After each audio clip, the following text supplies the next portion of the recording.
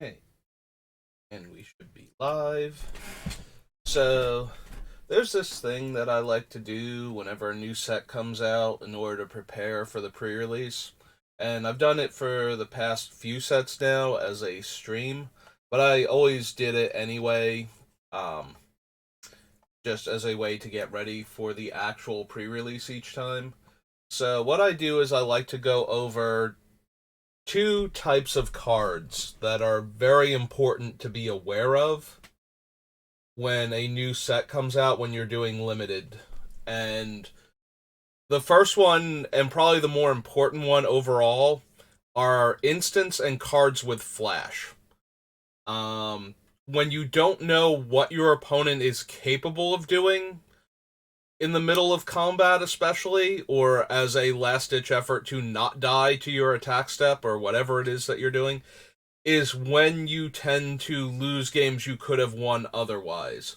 The second thing that's also pretty important, but not as important, is knowing what the wraths and the wrath variants in the sets are. So that way you know if your opponent is only going to have access to a wrath that can kill 3 toughness creatures, then you know if you're already winning on board and you don't have to commit like another like 1 or 2 toughness creature that has a decent ability to the board, you might want to save it just in case they have a wrath on what is going to be their last turn. But yeah, if you know what they are capable of doing potentially with the cards that they have and the colors that they're in, then you can play around it better. Um so I wanted to go over the instance, the spells with flash, and the very few wrath effects that are actually in the set. So I brought up the full spoiler list, which is currently up on Wizards, and we're just going to go through them individually and talk about them a little bit. So the first one that comes up that fits this criteria is Charge of the Mites. 3 mana, can deal damage equal to the number of creatures you control to a creature or planeswalker, or it creates 2 of the 1/1 colorless Phyrexian Might artifact creature tokens. These tokens have Toxic 1 and they can't block. So, normally a card that makes 2 1/1s at instant speed would be a much larger problem as far as combat math goes.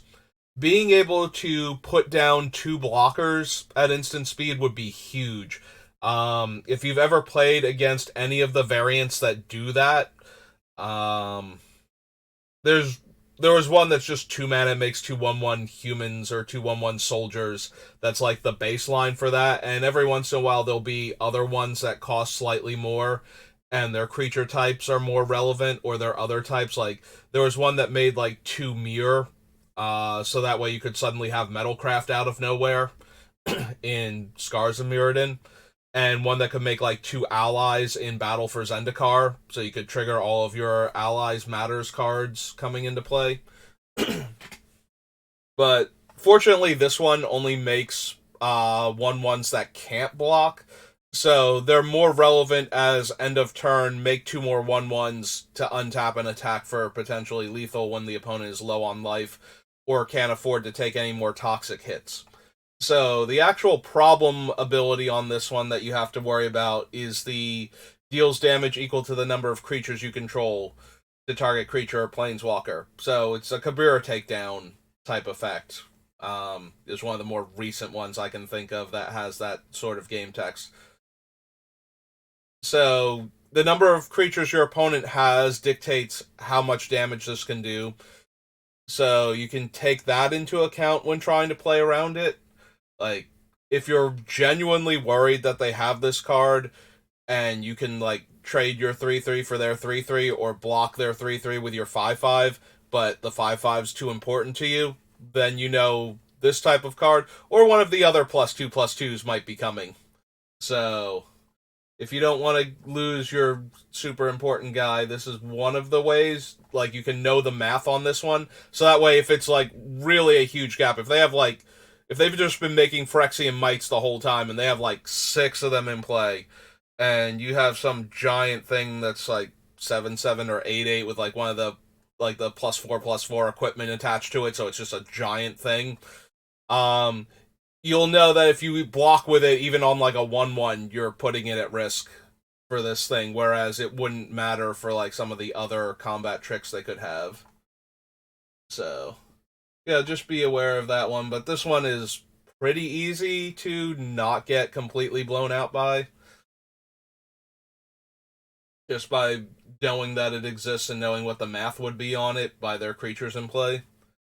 Complete Devotion is +2/+2 until end of turn, and if the target creature has Toxic, you get to draw a card. The only real thing for playing around this card is it's the same combat trick that we get like every set in white. This one is 2 mana, so that's actually kind of worse than a lot of them. A lot of times you can get like +2/+2 for a single white, and the added payoff for the set is that it has to target a toxic creature to draw a card. So the best way to stop this thing from being more problematic than it needs to be is if you have to choose between the toxic creature and the non-toxic creature, and you're not really in danger of dying to poison counters or turning on the 3 poison counter mechanic while they obviously have stuff for that, try to force them to use this on the non-toxic creature that's getting into combat. If you can block, like if there's a 2/2 and a 2/2 toxic 1, and you block the other 2/2, and now with your 3/3, and now they have to choose between spending the combat trick and not drawing the card, or just losing their guy, I feel like that one goes a lot better for you in the long run. You just don't want them to get the 2-for-1 from getting to draw from Complete Devotion while getting to keep their guy on the battlefield, is basically what it comes down to. And that's if the creatures are of comparable size. If you can eat one of their guys, then this isn't the combat trick you're supposed to be playing around most of the time. Then we get to one of the first Wraths in the set. So the Eternal Wanderer comes in with 5 loyalty, and her -4, each player chooses a creature that they control, and then everybody sacrifices all the creatures that weren't chosen by any player for this effect. So you get to keep your best creature, they get to keep what they consider their best creature, and everything else goes away. The Wanderer is an absurdly powerful rare. Like, with how strong she is, I'm genuinely surprised. I know they made all of the Phyrexian Walkers mythic and all of the non-Phyrexian Walkers rare. Her game text reads like they thought she was a mythic the entire time. The not being able to attack her with more than one creature each combat, coupled with the fact that she can, for 0, make a 2/2 double strike creature, means that only evasive creatures are really threatening her, and if you don't have a good evasive creature that can get through to damage her, this pseudo-ultimate down here means that you will never get to kill her. That you'll have to find like an effect to kill her, or a way to force a creature through that you didn't have previous. This thing is just so dumb. So just be aware that if your best creature is worse than their best creature and they're in these colors, running out the rest of your creatures, it's always bad to run out your creatures into a Wrath, but you can't always play around them. Just the fact that she is a rare and not a mythic, though, means you're going to see her a lot more often than you normally would.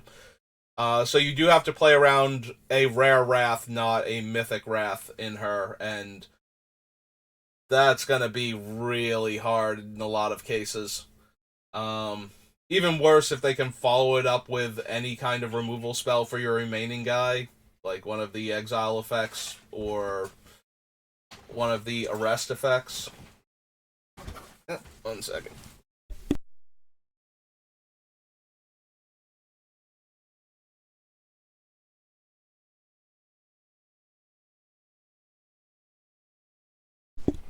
Yes, my brother coming home, letting me know dinner is with him. So, yeah, the Wanderer is just going to be...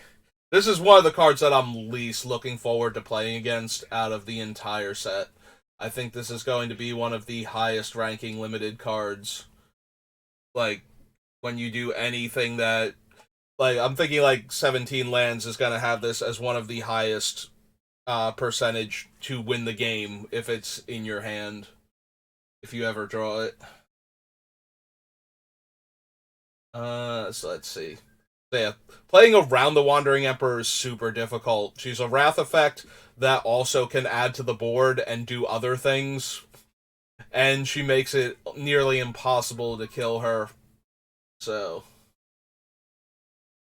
you're going to need something that gets around her natural ability to not be attacked, basically. Black does have a couple of effects for that, as they normally do, ways to kill planeswalkers. And I believe there's a white card that can do it also, but it costs a lot of mana, but that's okay. You need something that stops her. But yeah, I genuinely think she's going to be one of the most difficult cards to beat. Alright. So next we come to Plated Onslaught. This is the mass pump effect in the set. At instant speed, this is the heroic charge type effect. It starts off at 5 mana, but costs 1 less for every artifact you control. The relevance to that, especially in white, is that white is the color that most makes the Phyrexian Might tokens, which are artifacts. So once you have Metalcraft, this thing is 2 white mana. The easiest way to play around these effects, if you think that your opponent is trying to get through for damage or is telegraphing that they have this thing, typically with a questionable attack with a lot of creatures, is to put the most important creatures you have onto things that can't kill them with this bonus. Try to set up as many eats that become trades as possible. You know, put a 3/3 on a 2/2, so that way you still kill what will be a 4/3 after that. And just try and keep your most important creatures alive, and be aware how much damage you're going to take from the unblocked creatures if they suddenly all got 2 extra power. These effects are always the most devastating when you don't play around them, and one of the easier ones to mitigate if you can. If your life total is too low that you can't play around it, it eats you alive the same way it does if you don't know it's coming. So that one really can't be helped. So in the situations where it would be a massive blowout to not play around it, you need to know what the numbers look like after this thing and block accordingly. So yeah, keep your best creatures, the ones that are still winning you the game, out of combat with anything that can win this fight anyway. And then just assign blockers based on the idea that they're going to be 2 power and 1 toughness higher than they normally would be. So try to set up as many eats before the effect and trades after the effect as you can safely. You know what I mean? So, like I said, if you put like the 3/3 on the 2/2, then you're still trading for the 4/3 instead of putting your 3/3 on their 3/3 and then not getting that trade off. So you want to do that across the board as best you can, and just try not to take too much damage. Then we get Resistance Reunited, is another 2 mana +2/+2. In addition to affecting the 1 creature, though, all of the caster's equipped creatures are indestructible until end of turn. This is very similar, if you're playing around it, to a card like Plated Onslaught, where if they attack with a lot of equipped creatures, you kind of know what's going on. So you can put the creatures where they need to be. Gaining indestructible doesn't help if the creature's not big enough, so you can use that to your advantage. So that way only the one that gets +2/+2 is actually going to be the problem. Again, don't risk your most important thing, and try and set it up so that they have to spend this card and it doesn't do as much as they had originally intended. It's a little bit harder on blocks, where if you think they have this card, you have to manage who you're attacking with a lot better.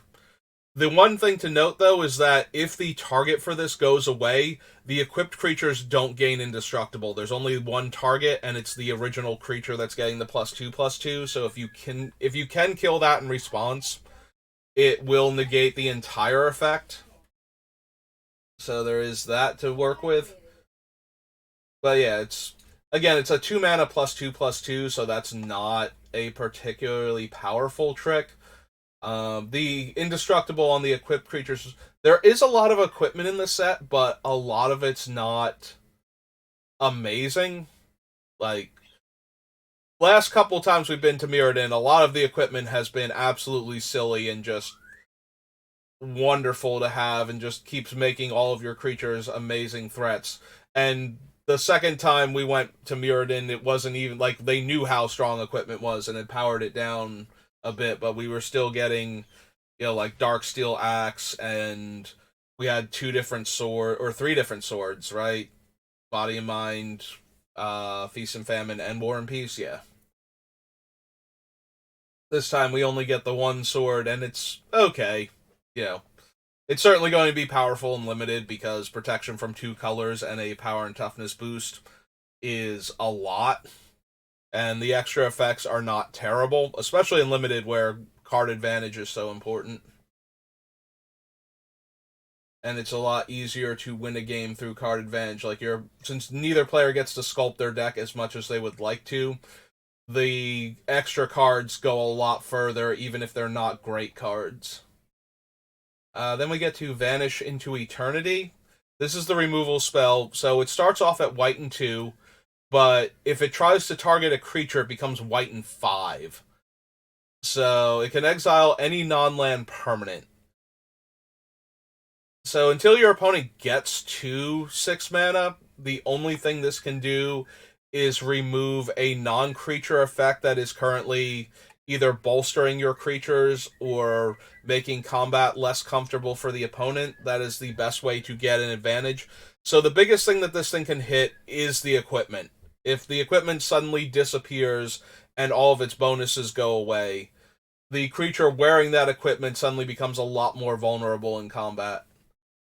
This is especially true with the flying equipment, where the creature suddenly is on the ground attacking and ready to be blocked. So that's where you really have to take this one into account as the problem. And even then, you can move the flying equipment onto a less useful creature, because the flying damage is still going to add up, so they can't just keep taking it, and they are going to be incentivized to destroy the source of the flying, since destroying the creature just means the equipment moves on to the next one. Once you get up to 6 mana, this thing can blow out for double blocking and whatnot, but so can a lot of other things for less mana. So at that point, it's probably just going to eat your best guy once they get to 6 mana, so that way you can't block with it at all, and then turn things sideways. Then we come to our other White Wrath. So White Sun's Twilight is 2 white and X. It makes X of the 1/1 colorless might tokens that have have Toxic 1 and can't block. You also gain that much life. And then if X is 5 or more, you destroy all other creatures. So that means that only the mites created by this will still be in play, and anything that manages to dodge being destroyed somehow. So this one is closer to a pure Wrath. It does cost 7 mana to wipe the board, but if your opponent pays the 7 mana, they get to gain 5 life and have 5 creatures that will kill you if they all hit you in 2 turns, even if you haven't taken a single point of toxic damage yet. On top of the fact that they might just kill you with actual damage before then if your life total is low enough. This one is another one. The playing around it, because it's 7 mana in order to destroy everything, gives you a lot more wiggle room to deploy your threats quickly and just aggressively beat the opponent down before they can get to the 7 mana necessary to cast this. Like, the Wanderer is 6, and 6 is a lot easier to hit in limited than 7. 7 usually doesn't come until, turn 8 or 9 at the earliest. It's very rare for somebody to hit land drops every single turn from turns 1 to 7 in order to stick this card, or to play enough ramp cards that they functionally are at 7 mana by turn 7.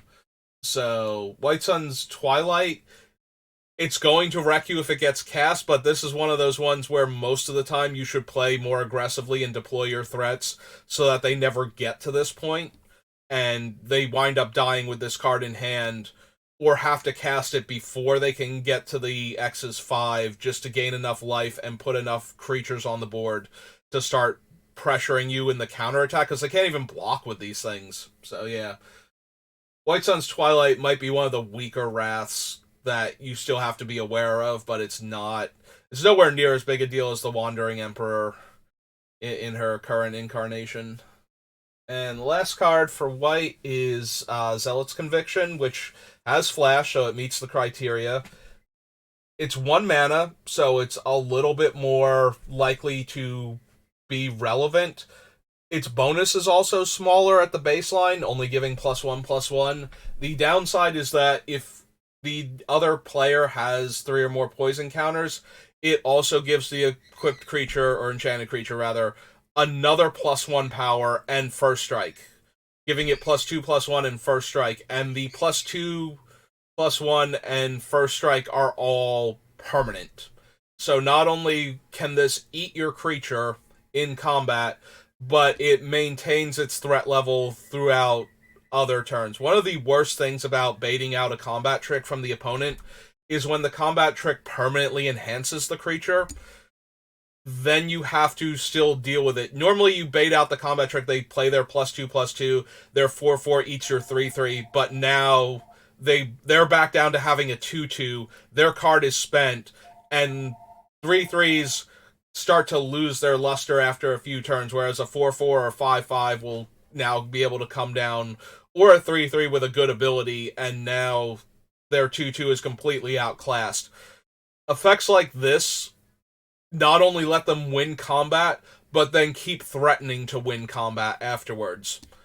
The biggest drawback to this one is that they need to have given you 3 poison counters by the time by the time we get to like first strike damage about to happen, in order for this to actually pull that off. Otherwise, it's just +1/+1, and that's only okay.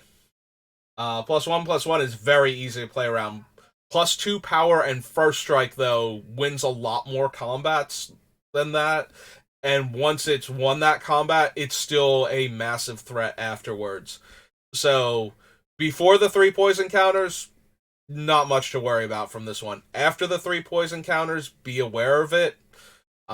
Especially if if they attack with their 1 creature with 1 white mana up, and then they don't attack with their other creature so that they can block if you don't do the block and get your guy killed. This might be what they're planning to do with it. Or if they tap out, almost out and leave up 1 white mana on the next, at like post combat after you don't block, and now they've got another creature that would win this combat if the conviction came down on it. I mean, sometimes you just have to get it out of their hand in order to be able to do math more consistently. The threat of it coming down is stopping you from getting any good blocks now, or any good attacks. So if you force them to put it on something, at least you know where it is, but that's still pretty awful. It still usually results in a, like, 0, like, you lose a card and they don't actually lose a card. They get to keep their bonus, because putting +2 power onto a creature is a lot like making a 2 power creature when that creature keeps living and dealing the extra damage to you and attacking and blocking really well. So it winds up still being a card's worth of value, especially if it eats one of your things.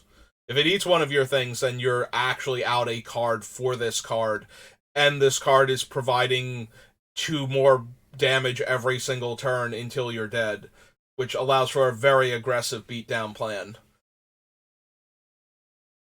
So, you do have to be aware of this one, but it's way, way weaker if you don't get your 3rd poison counter before this thing has to come down, or if they have to hold off on it for multiple turns because you don't get your 3rd poison counter.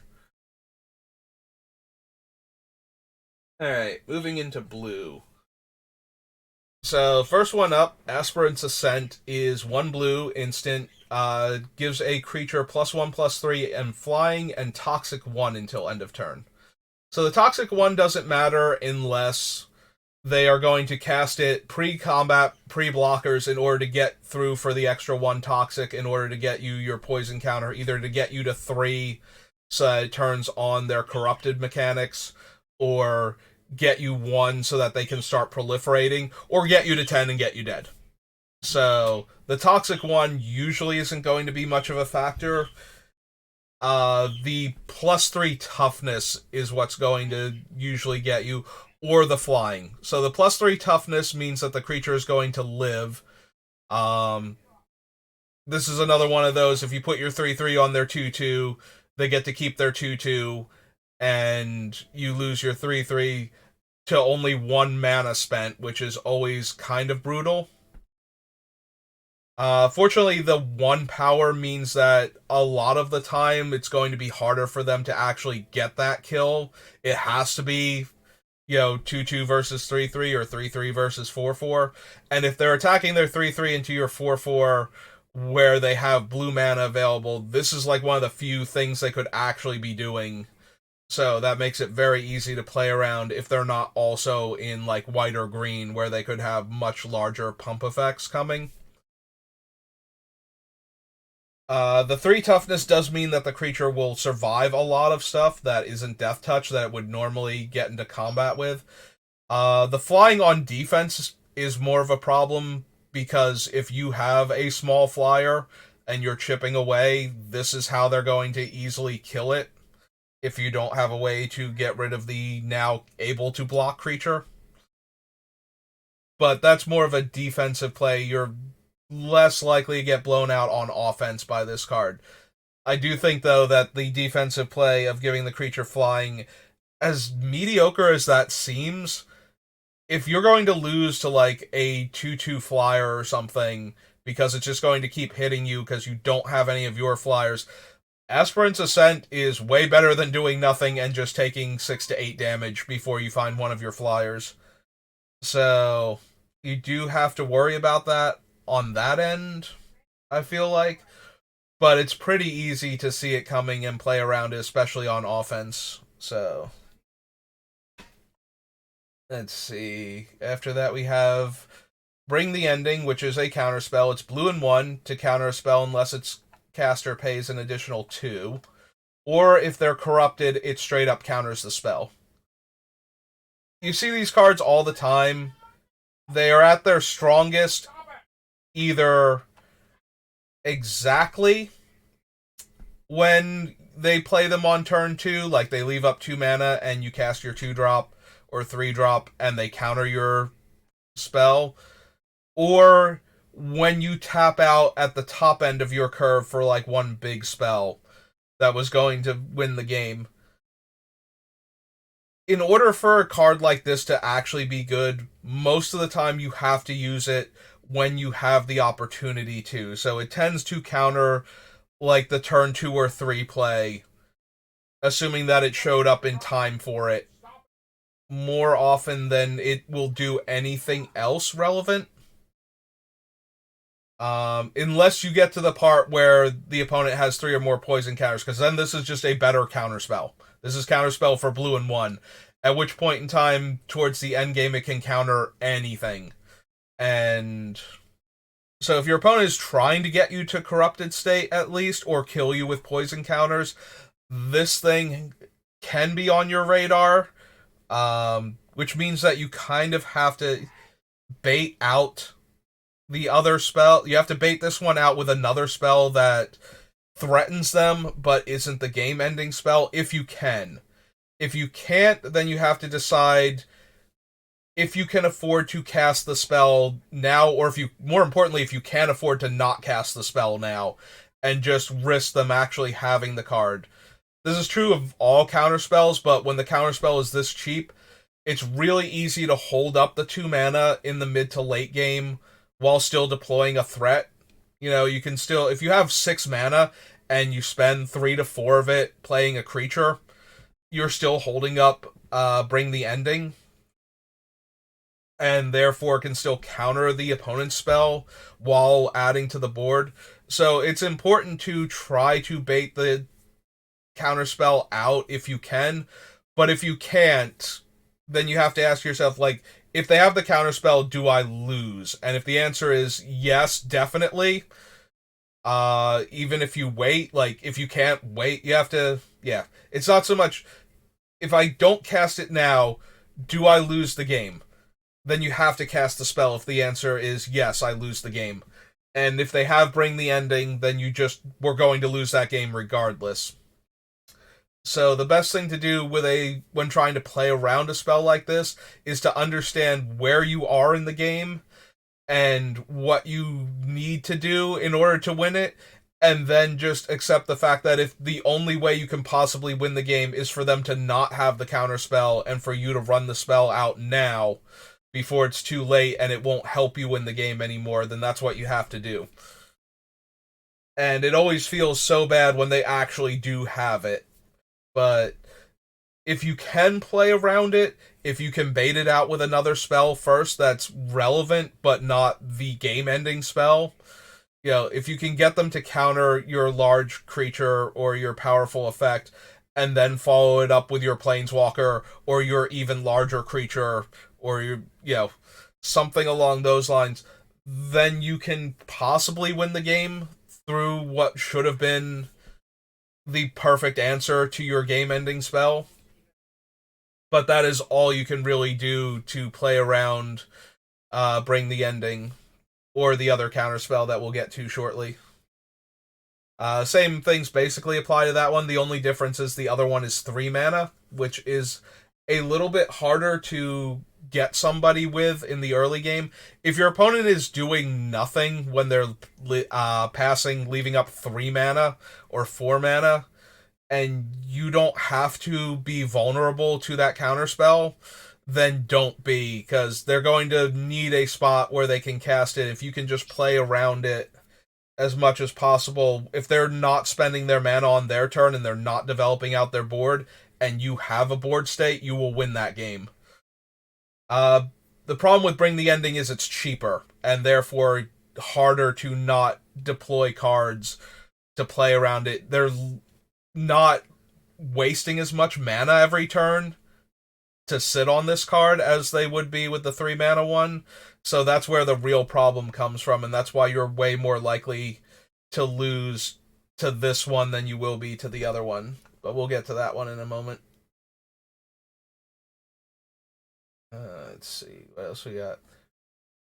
Alright, so there's going to be a handful of cards where this is going to be true. This is the first one where we encounter it. So Experimental Augury is blue and 1 for an instant.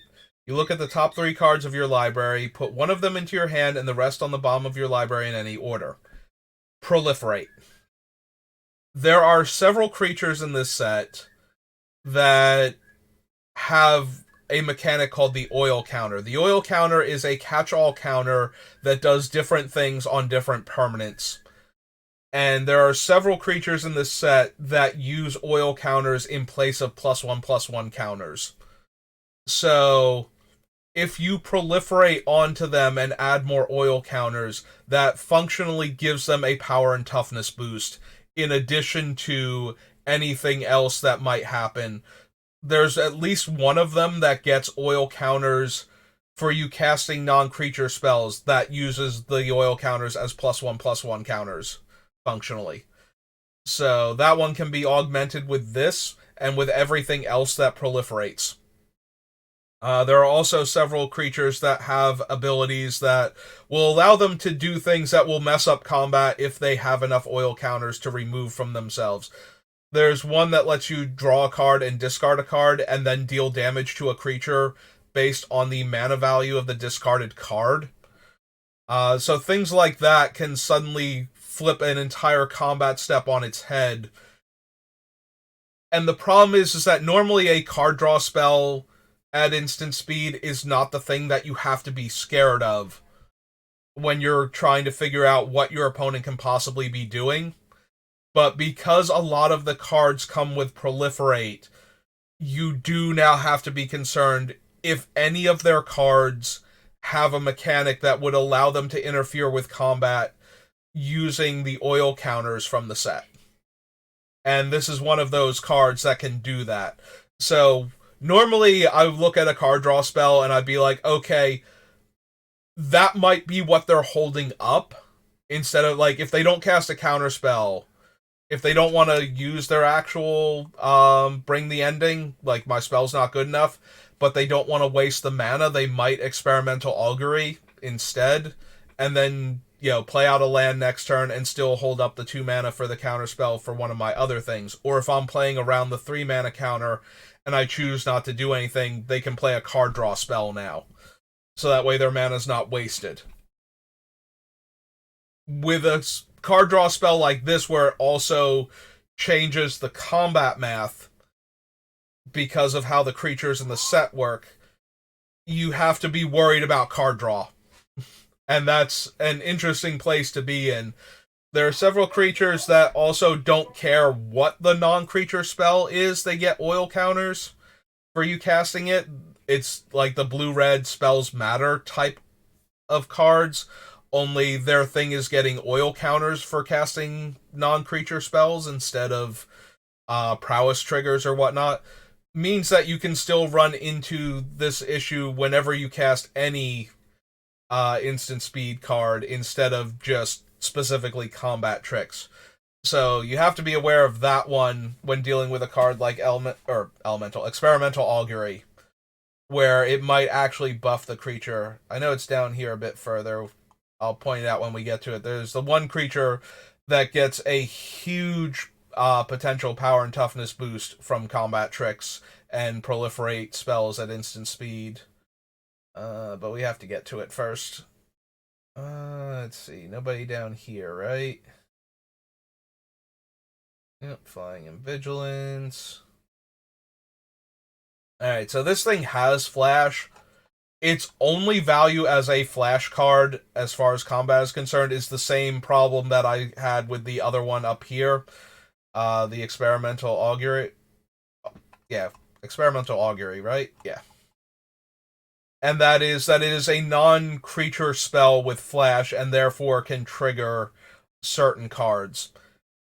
This, like, the Mind Splice apparatus itself is not really much of a factor. Like, it makes your other instants and sorceries cheaper while it's in play, as it keeps accumulating oil counters, so it does make your other spells, like, easier to cast, but it's not actually a thing in and of itself. It is a 4-mana do-nothing artifact in and of itself. The only thing it can do relevant to combat is trigger the casting a non-creature spell. And there are so many other cards that can do that that are more relevant.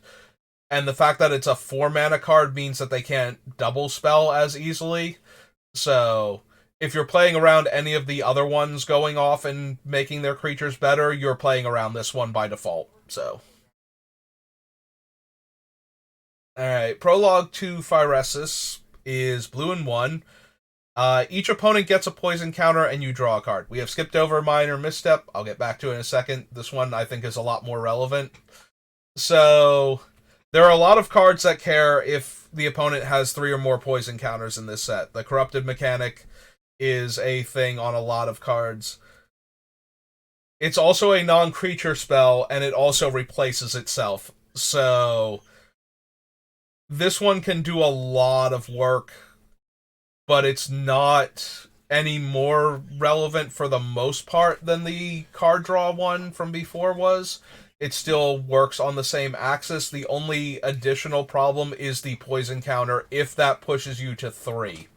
So if you're at 2 poison counters, there's like 4 or 5 spells that can just give you that third one out of nowhere, basically, and this is one of them.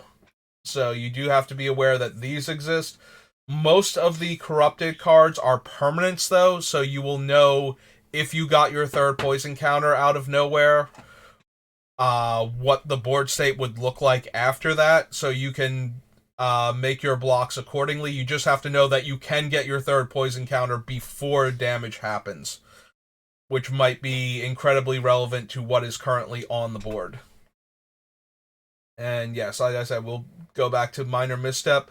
Minor Misstep is the non-Phyrexian mana version of Mental Misstep. I do not see this card being particularly potent in the limited format that we are going to be playing in. This is more of a constructed card where it will counter powerful one-drop spells when you need to. Things like Aether Vial and whatnot. Opposing Mental Missteps, Brainstorms, that type of card. This one is not particularly suited for the current limited format. There aren't a lot of one drops in this set that are going to be tearing up limited, so you don't have to worry about that. And I don't think Minor Misstep is playable in limited. It is going to be playable in some constructed formats just because Mental Misstep is so playable. The downside to it is that it actually costs mana all of the time and therefore might not even see play in the formats it's going to be best in, just because Mental Misstep is also in a lot of those formats. And yeah, it loses out a lot just by not having the additional option. Alright, so here is our regular counterspell.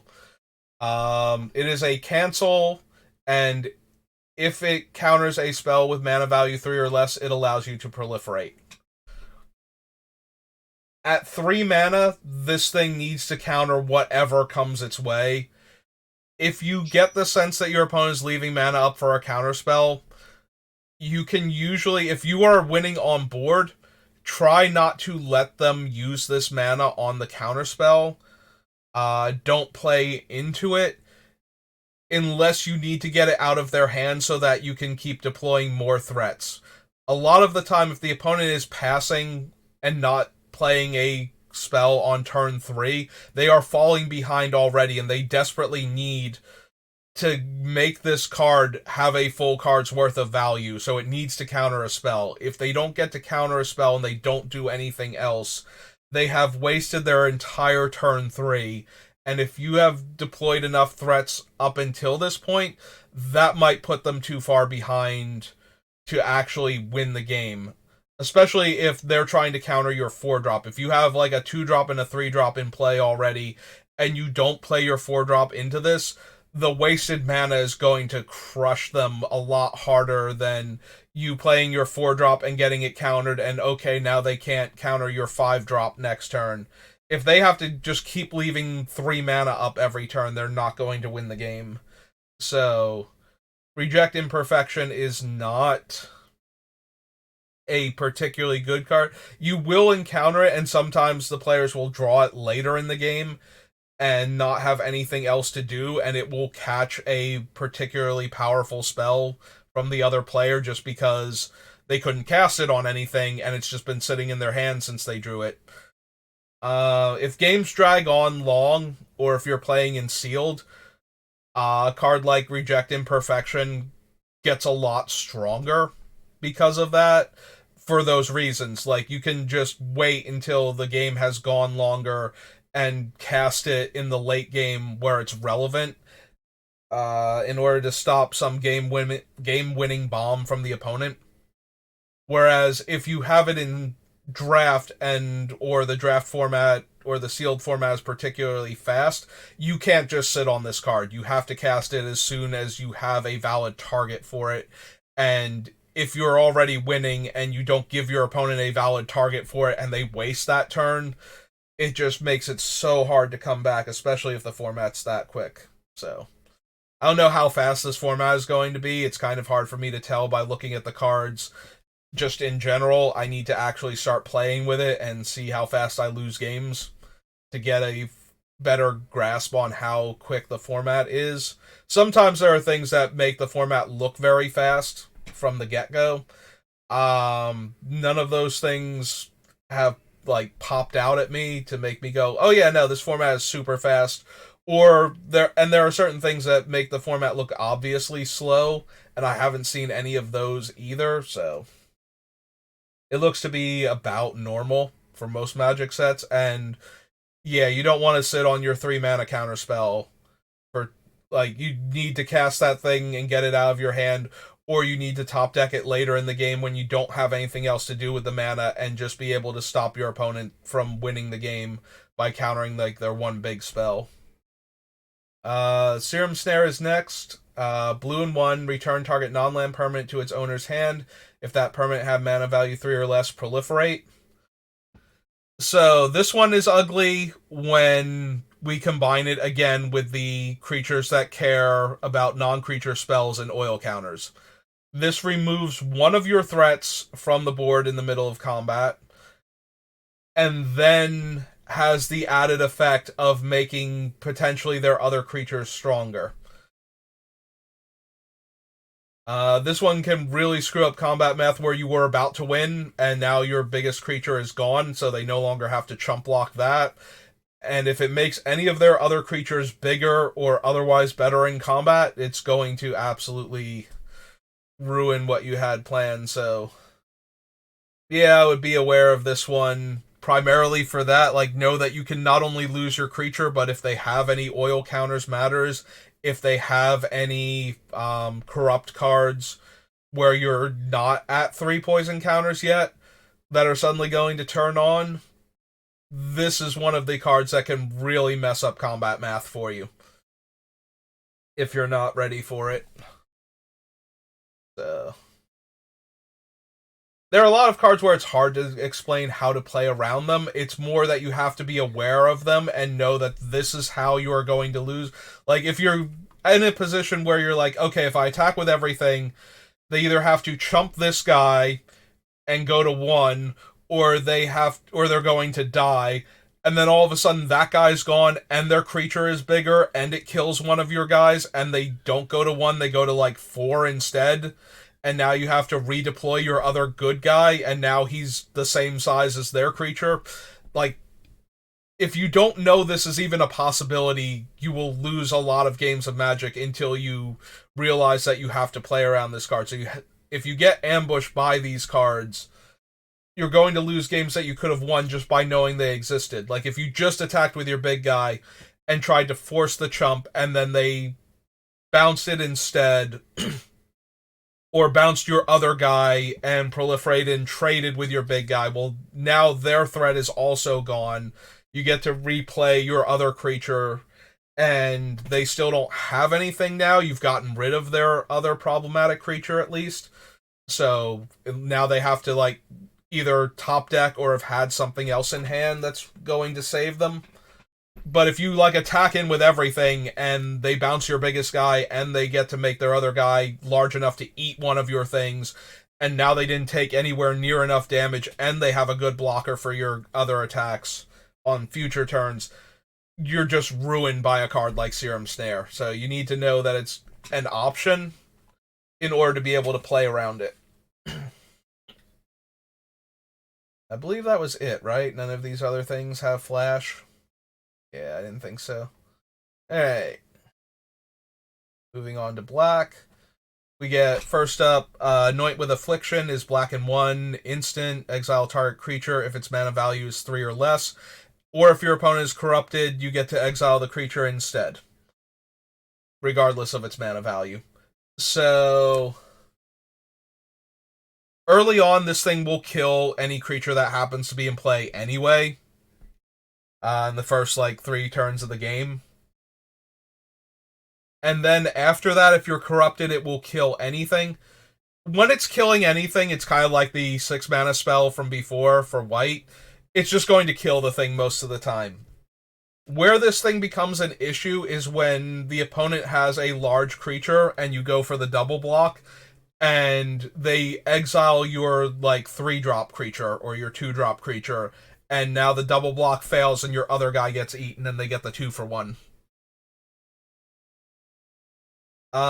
You play around this thing the same way you play around anything that can kill a small creature in the early parts of the game, and then in the mid to late game it's just a very efficient removal spell if you have the poison counters on you. So that one you can't really do anything about. They're going to get to eat your creature, and you play around it the same way you would play around, any Doomblade effect.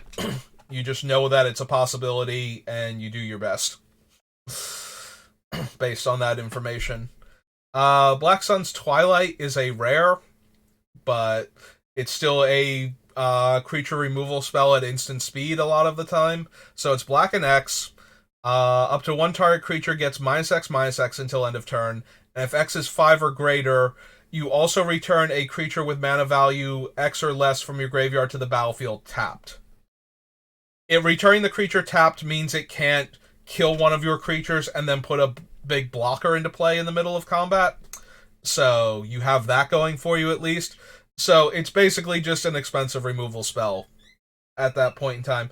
The only thing that is kind of relevant about it is that if they don't have anything they want to get back, they don't have to pay the full value if you're attacking or blocking, and they can give your creature enough -X/-X to make it get eaten by the thing that's in combat with it.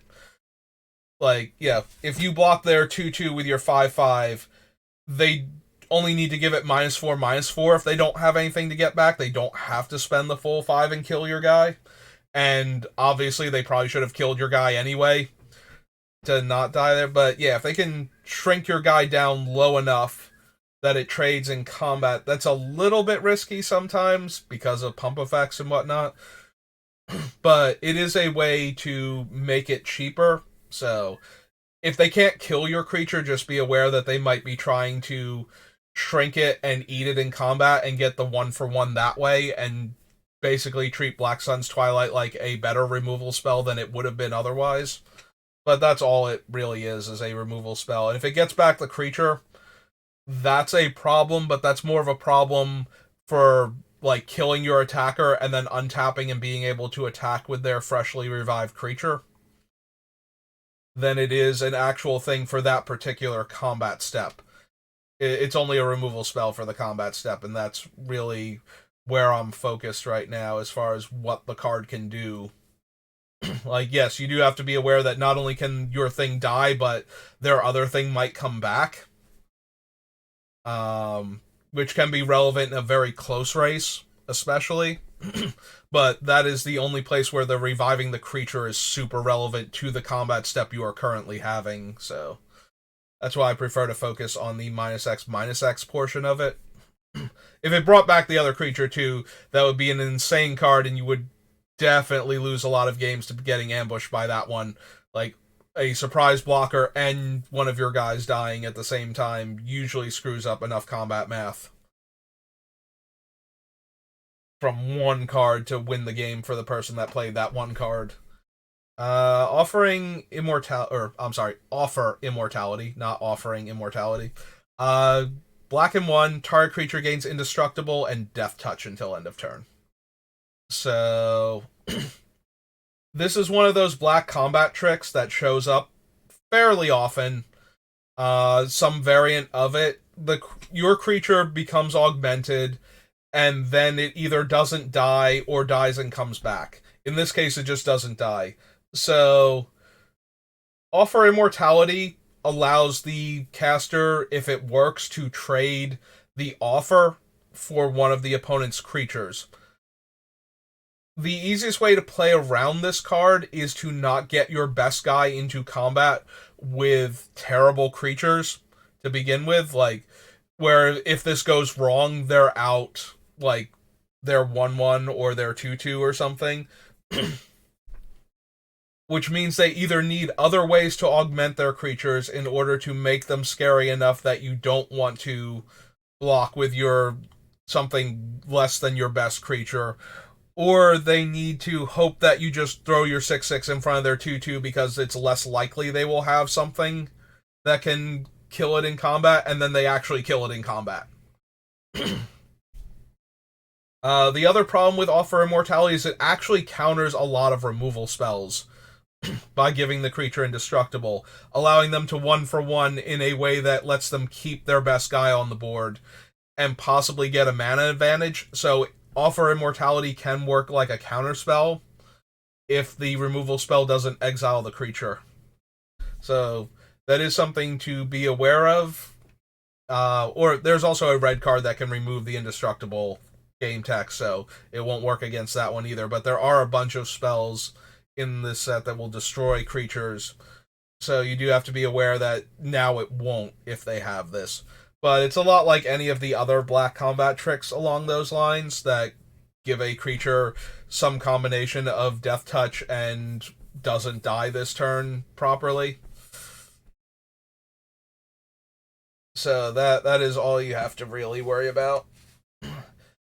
Usually these type of cards, they're only good if you block like a terrible creature with a good creature.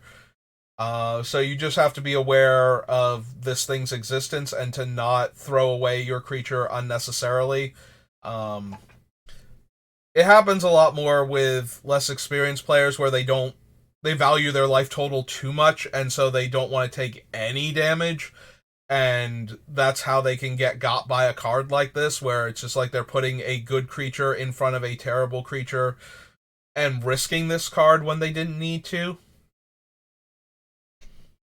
But most of the time, these type of effects tend to range from okay to more so than be particularly super strong, especially when you know, again, if you know that they're an option, you can play around them a lot easier. Alright, next up is one of our first Edict effects. There are two in the set. This is the uncommon one. This is Sholdred's Edict. Choose one. Each opponent sacrifices a non-token creature, or each opponent sacrifices a creature token, or each opponent sacrifices a planeswalker. Normally with Edict effects, you play around them by having something you can lose so that your other thing isn't vulnerable. Because this one allows the caster to choose, you can't rely on having like one of the might tokens around to protect your large game-winning bomb creature. You need another small creature that's an actual card in play in order to do that. Similarly, if you've created a powerful token creature somehow, if you don't also have like a random might or goblin lying around, you might lose it to Edict if you can't find anything else. And the fact that it can hit a planeswalker, like if you have two planeswalkers, you are probably winning that game anyway, so losing one of them shouldn't be that much of an issue. Unless you actually desperately needed both of them in order to win the game. And that you got into a bad spot in order to desperately need both planeswalkers to win the game usually. Usually one planeswalker is enough. You know, outside of War of the Spark Limited. Alright. What else do we have? Sorceries, artifacts, nobody with flash. Alright, here's our second Edict effect. This is Vraska's Fall. Black and 2, each opponent sacrifices a creature or planeswalker and gets a poison counter. You don't get to choose what your opponent is losing, so any of the three options from the other one are fine. So this is more about the poison counter that it gives out than just the Edict effect. The poison counter is more likely to be the thing that's actually dangerous to you unless you have very few of any of these permanent types, so creatures and planeswalkers to begin with, so you're going to lose a super relevant piece of the game regardless. You know, if you only have 2 or 3 creatures and all of them are about the same power level, losing any one of them is going to be bad, even if it's the technical worst of the 3. But if you have like a bunch of mites or goblins running around in addition to a bunch of potent creatures and planeswalkers, then Vraska's Fall does almost nothing except give you the poison counter, which again might be the most relevant portion of it. Similarly to the blue spell from before, the fact that you can just acquire your third poison counter without taking damage before combat damage becomes a thing, and therefore all the creatures that get augmented in combat when you're corrupted will suddenly get all of their effects, means that you have to worry more that they can give you a poison counter and instant speed than that it will make you lose one of your non-essential creature tokens or something. And Whisper of the Dross is the last card in black. It gives a creature -1/-1 until end of turn, and it proliferates. Again, the -1/-1 is not particularly potent. It only lets them win combat where the creatures are evenly matched, or lets them trade 2-for-1 when the creature is slightly outmatched. The Proliferate is where this card is going to live or die, and if the Proliferate is good in their deck, it is going to be way more problematic that they're proliferating mid-combat than it is that your creature got -1/-1. The -1/-1 is just going to be a little bit of extra icing on what will be a very unpleasant for you to watch them eat cake. Because they're going to get a lot of oil counters on different things, or move you that much closer to being dead and get their corrupted bonuses. So, a 1-mana trick that does that and makes combat slightly better for you is probably going to be one of the more backbreaking things, because it's really easy to leave up and really hard to play around if you have enough stuff that cares about the oil counters or corrupted, or or you can get value out of the -1/-1 on top of doing those other things. Yeah. That is where this card lives and breathes, and it's going to be very difficult to not have it get a lot of value for a single black mana. So, this is another one that I'm going to be concerned about when I'm playing against somebody who's got a lot of good stuff. I did miss the blue guy. I did want to point out the blue guy, because the blue guy is super relevant to a lot of these cards. There he is. Trawler Drake. This is the one that I was referring to before. So it enters the battlefield with a single oil counter on it. Its base power and toughness are 0/0, but it gets +1/+1 for each oil counter on it. So it comes in as a 1/1 flyer for 3. Whenever you cast a non-creature spell, it gets an additional oil counter. If the non-creature spell proliferates, the Trawler gets additional counters on top of that. It gets 1 additional counter for every time you proliferate, as long as you select it as one of the things to be affected by the proliferate. So, if you cast a non-creature spell that proliferates, this thing gets +2/+2 permanently.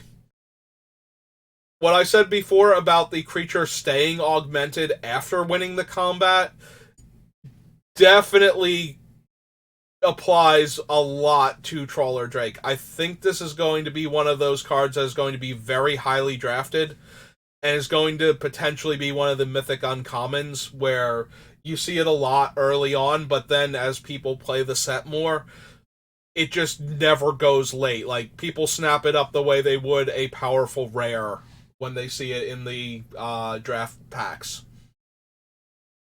It just does too much with a lot of the other cards in the set, and it can grow so fast. There's, in particular, a red card that is just obscene with this, that we're about to see as we get through the end of black here and move on to red. I did want to point that one out, though. There is a black creature that gets +1/+1 based on the number of oil counters also, but its trigger is things dying. It's the Necrosquito. So whenever another creature or artifact you control is put into the graveyard from the battlefield, it gets an additional oil counter, and it gets +1/+1 for each oil counter on it. So there are creatures that buff based on their oil counters also, but the Drake was the one that triggers off of non-creature spells and makes all of these other combat tricks way sillier than they normally would be. Alright, so our first fun little combat trick is Blazing Crescendo. I like this one a lot, actually. For red and 1, it gives a creature +3/+1 until end of turn. It also exiles the top card of your library, and until the end of your next turn, you may play that card. This one, it doesn't always let you win combat. It's only a +1 toughness. But it usually lets you trade up, and it gives you another card's worth of value on top of that. It does fall into the same problem as the other ones, where if the creature dies in response, you lose the creature, you lose this effect, and you don't get the replacement card. But this one is almost always going to replace itself, so you will get to kill their creature in combat, and you will get a new card from the top of your deck. I like this one a lot. I think this one is going to be very good. Playing around it, it's +3 power. It's very difficult to get a creature that will eat something after it gets a +3 power boost. Like, it's very rare that you get, like, your 6 power guy against their, like, 2 power guy, where their 2 power guy is attacking. So you're not going to be able to throw something in front of it. It does only get 1 toughness, so if you are concerned about this card, you can put, like, a 3/3 in front of their 2/2 type of deal instead of your 5/5 in front of it, and then they only get to trade and draw a card. So, they spent 2 cards, you lost a card, and they gained a card, so it's kind of a wash there instead of, like, strictly card advantage. It's still pretty decent. It still let them trade their lesser guy for your bigger guy, and it still gave them a card. So yeah, I like Blazing Crescendo a lot. That's where I think it's going to work well. And again, playing around it is very difficult. If you only have the 5/5 and they're attacking with the 2/2, you gotta figure out what your life total is and, like, how many times you can get hit by this before the crescendo's going to get you killed anyway, and how bad it is if they deploy another 2/2 so you can't attack. You're not blocking and you're not attacking, if they can still hold up the crescendo. So in situations like that, you have to figure out what you can do to play around it, but for the most part, it's just going to be very simple. You put a slightly bigger guy on their guy, the same thing that you try and do for every combat trick if you're playing around it in the early stages of the game, and just accept that if it's the crescendo, it's just going to trade, and they're going to get their card back for the crescendo. And then you hope it's like a land or something, but even if it is, it got a land off the top of their deck and got them, like, 1 draw closer to an actual spell, so I like that card a lot. I think it's going to do decently well in this format. So this is the one that terrifies me most in conjunction with the Drake. So the Drake is a 1/1. If you cast this spell, the Drake is a 6/6 for 1 red mana until end of turn, and then stays a 4/4 forever after that. Target creature gets +2/+2 until end of turn. Put 2 oil counters on it. There are a ton of creatures in this set that use oil counters to allow them to do things that can mess up combat. So suddenly having 2 more oil counters triggers that effect, but it also triggers any of the when you cast a non-creature spell effects that are in this set, which also tend to put oil counters on those creatures and give them their effects when they have oil counters on them. So this 1 mana trick, very similarly to the Proliferate, giving 1 creature -1/-1 and then proliferating.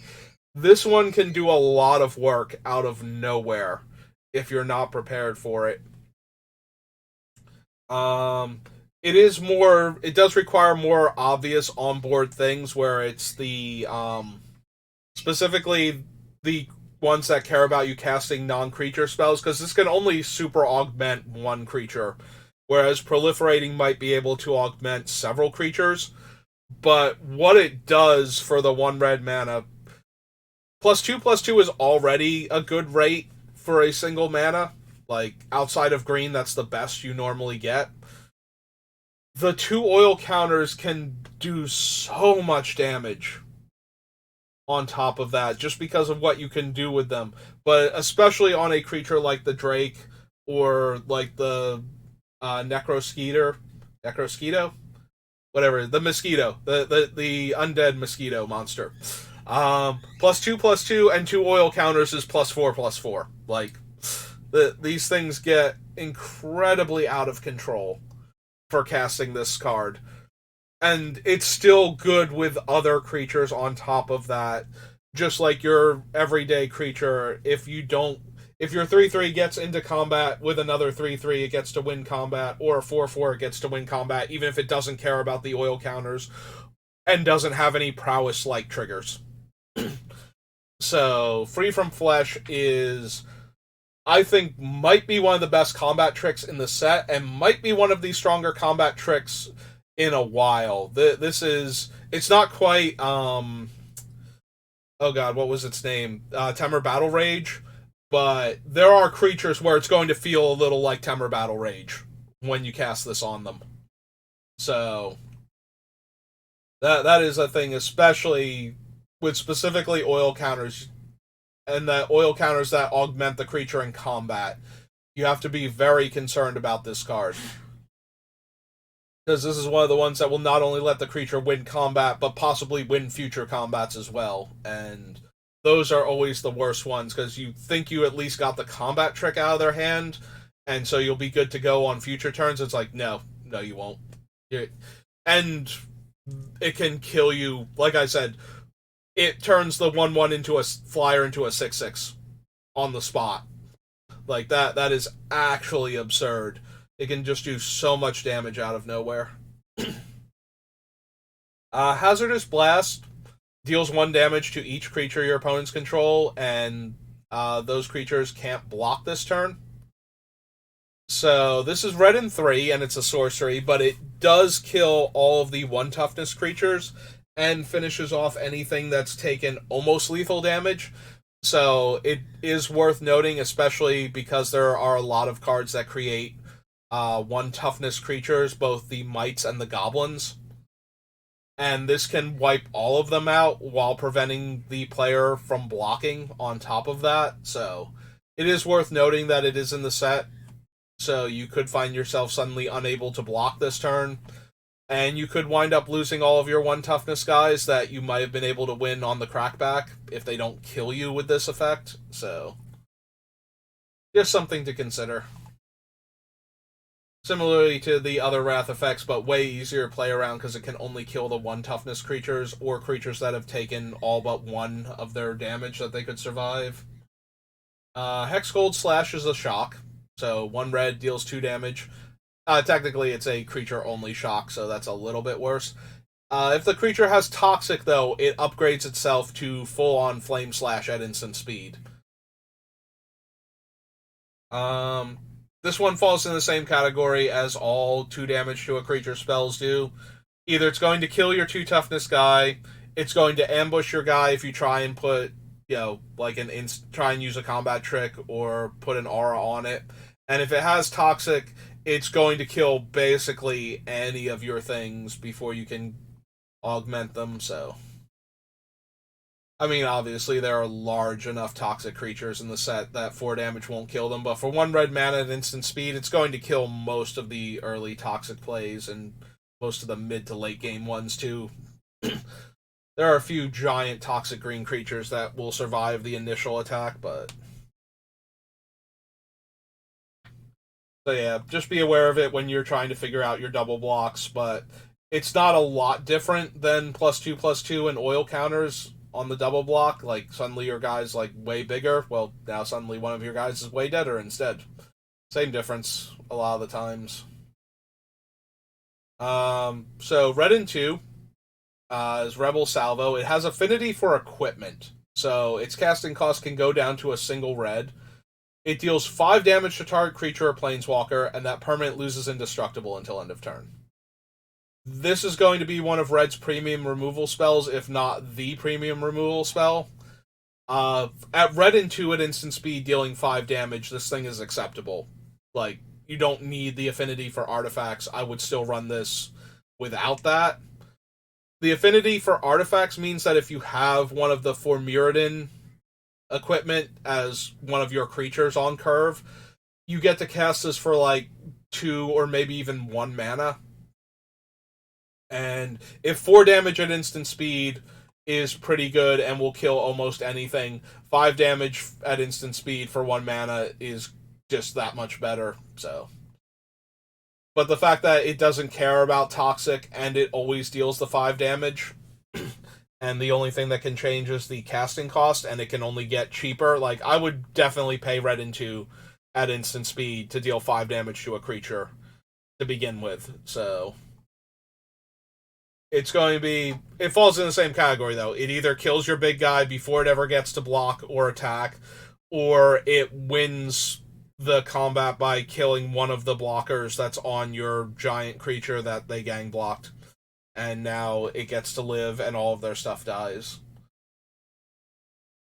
Thrill of Possibilities, again, card draw, normally not that big a deal, but now that this thing is in the set where the creatures care about non-creature spells being cast, and that can get them like their oil counters and whatnot.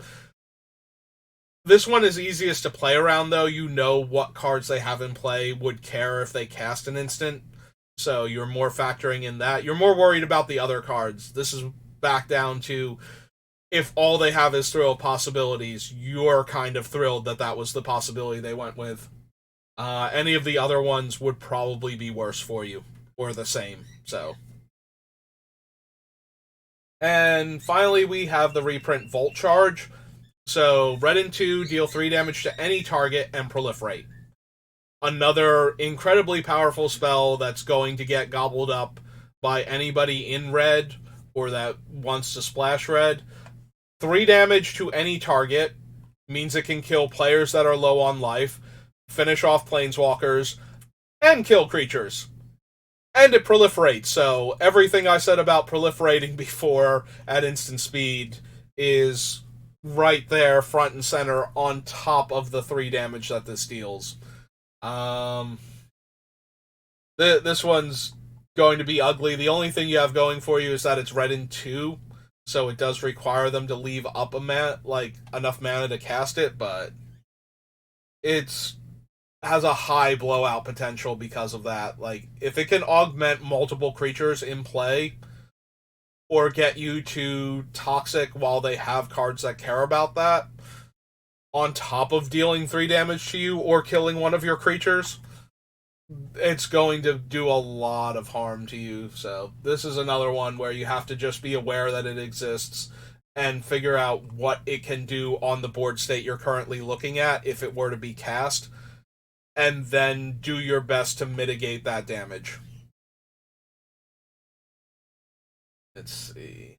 Yeah, unfortunately there's a lot of cards where it's more dependent on what the board state looks like, but this is why you need to know what all of the options are.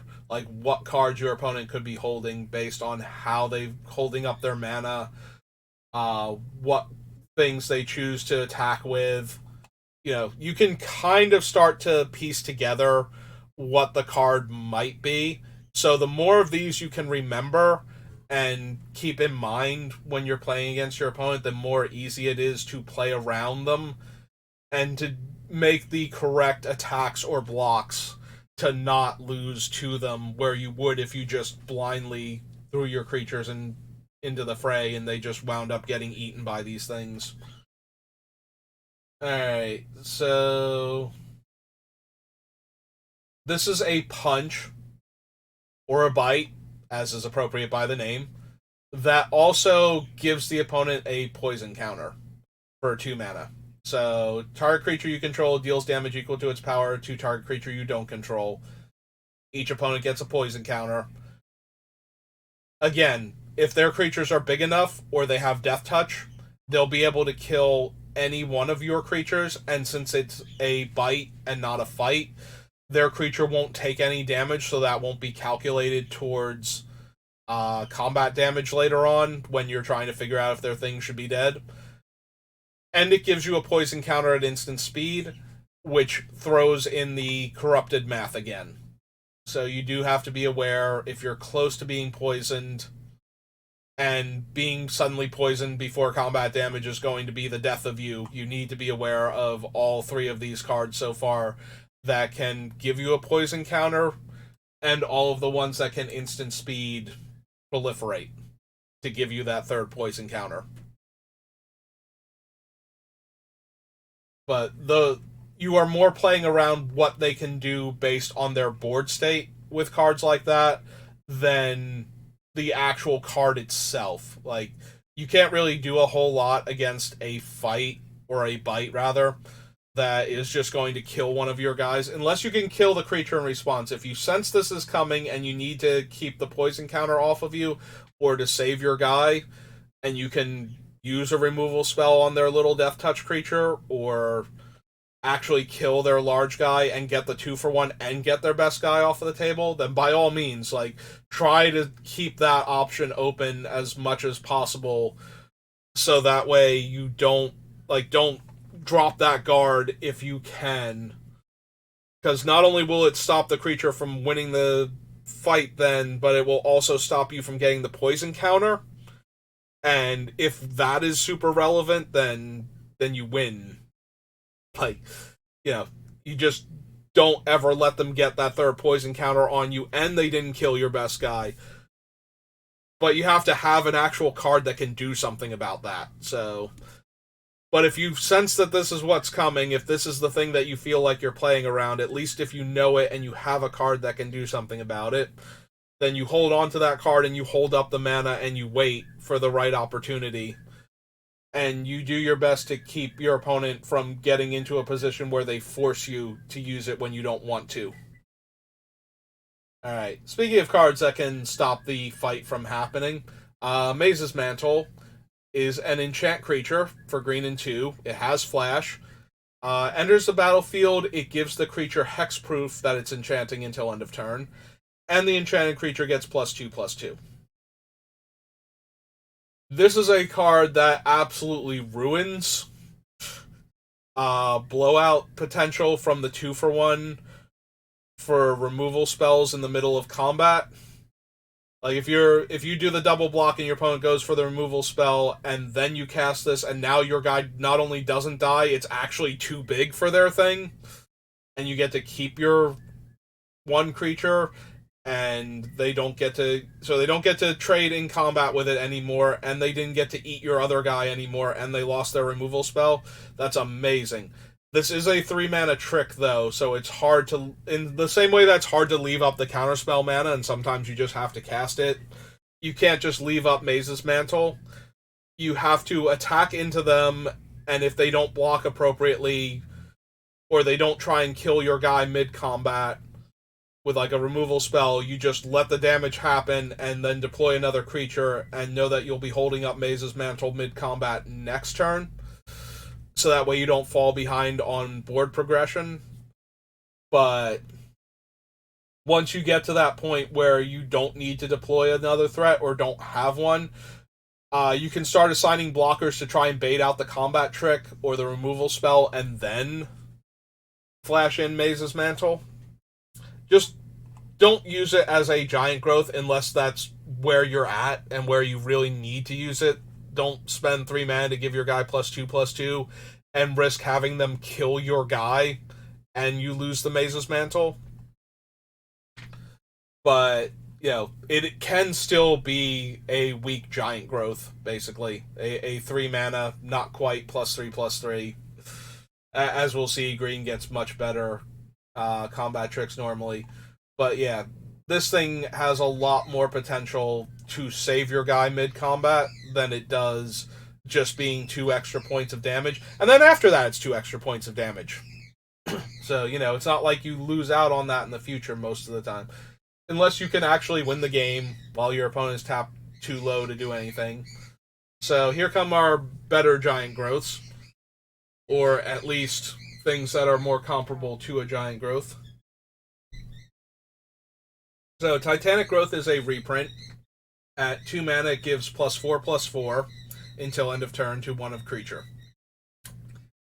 So, the same thing I said about how +3/+1, it's really hard to not get your guy killed there. Like, it's just going to happen a lot of the time. Titanic Growth is much the same way. It is going to let you win that combat for that creature if the opponent doesn't have a way to interact with the creature in response to the Titanic Growth. There isn't a whole lot you can't beat with +4/+4 in the middle of combat,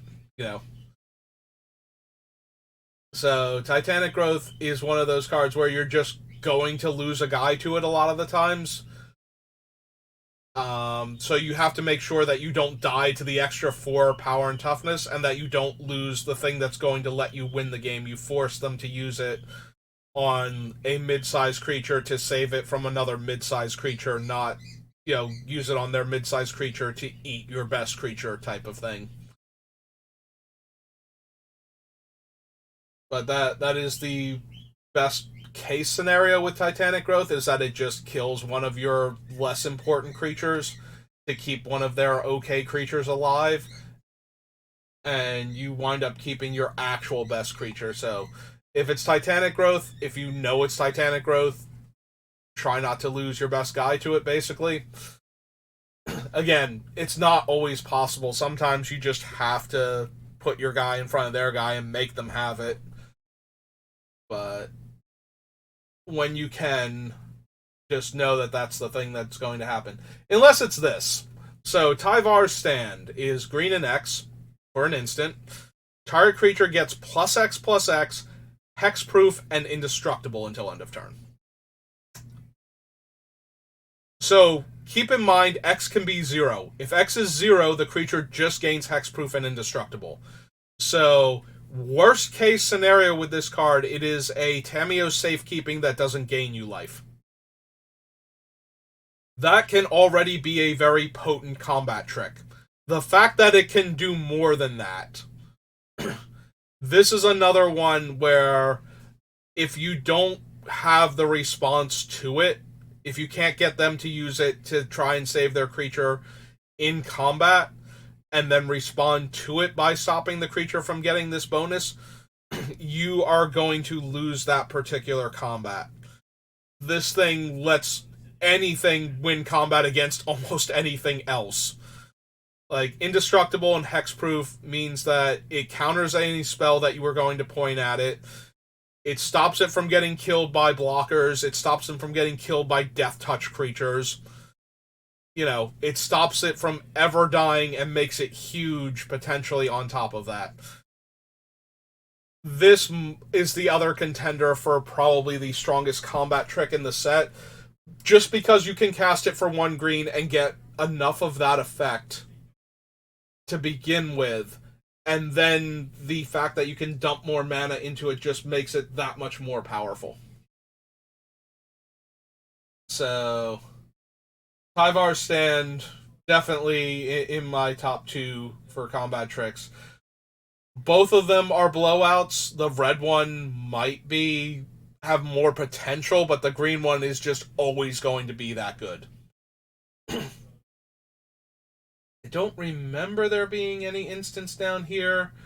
There is the red-blue flyer that can discard cards when you play non-creature spell. This thing. Serum Core Chimera is a 4-mana 2/4 flyer. Whenever you cast a non-creature spell, it gets an oil counter, and you can remove 3 oil counters from it to draw a card, then discard a card. And when you discard a card this way, it deals 3 damage to target creature or planeswalker. Oh, it is only as a sorcery. Okay, so this one doesn't get to do as cool a combat trick as I thought. I think I slightly confused it with the Manticore then. I thought it could be done at instant speed, which would let this thing be even more powerful by getting the oil counters on it at instant speed and then letting them deal the 3 damage. So, okay. So that one you don't have to worry about as much. You do still have to worry about the other ones that care if they have poison counters, care if they have oil counters on them that get bonuses. Also, this guy is just dumb, but he's 7 mana, so once he's already in play, the fact that their non-creature spells can produce large numbers of creatures is kind of whatever. It was already a 5/6 that's very difficult to target. So I believe that was it. Yep, okay. So that covers all of our fun combat tricks, and we do have one more Wrath. We do have the Filigree Silex, but it is more of a Ratchet Bomb. So it has to already be in play, or the things that you want to destroy have to be low casting cost enough that, if you need to kill a whole bunch of tokens, Filigree Silex can just come down and pop immediately to kill the tokens. Very similarly to Ratchet Bomb. It can also get proliferated on if you can put the counters on it with another effect and activate in the same turn. Otherwise, you're going to know that it's coming. And the biggest thing about knowing that it's coming is not to put something into play that's within one counter of it in case they proliferate onto it instead and detonate it to kill your more powerful, higher casting cost cards. But aside from that, the Filigree Silex is very, you know it's coming, you know how to play around it because it's coming. The only things you have to worry about are ambushing your token army, ambushing your 1 toughness, or I'm sorry, 1 casting cost permanents, which again, I don't think there are nearly enough in this set to merit, the 1 counter spell, so I'm not super worried about that. Or them proliferating onto it when you think they need another turn to detonate the Silex to kill the most important thing on the board. But yeah, beyond that, it doesn't do much as a Wrath effect.